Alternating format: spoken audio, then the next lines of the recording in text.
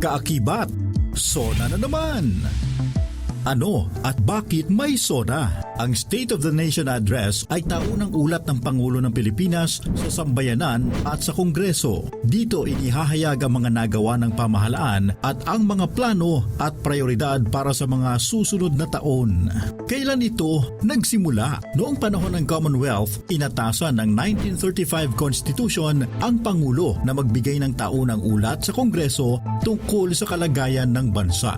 Bakit sa batasan ito ginagawa? Ginaganap ang SONA sa Session Hall ng House of Representatives sa Batasang Pambansa Complex dahil dito nagtitipon ang Senado at Kamara de Representantes sa isang joint session. Now you know! Ang SONA ay hindi lang talumpati, ito ay ulat at pananagutan sa sambayanang Pilipino. Makinig at maging mapanuring mamamayan. Paalala, hatid ng Light TV Radio.